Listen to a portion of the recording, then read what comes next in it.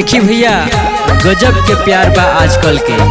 एगो लड़की आइल बाड़ी हितई नतई में एक दिन खाती और एके दिन में एगो लड़का के प्यार हो जाता। और प्यार होला के बाद लड़का का कहता, आई सुनी सभी गाना के माध्यम से। अखिया में बसी गईली, दिलवा में धसी गईली। अखिया में बसी गईली, दिलवा में धसी गईली। कहरी के सोरा हो सिंगार हो, मोहले हली मनवा हमार हो। कहरी के सोरा हो सिंगार हो।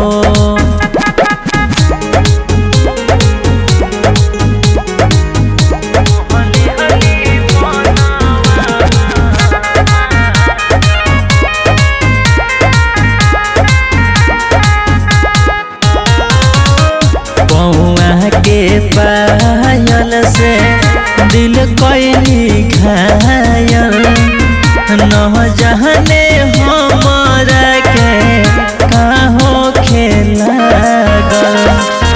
पौआ के पायल से दिल कैली घायल, न जाने हमारा के काहो खेला गल। बात बात में पट गईली, भिरिया के सट गईली। मुँह लेली महनवा हमार हो, कोई के सोर हो सिंगार हो। मुँह लेली महनवा हमार हो।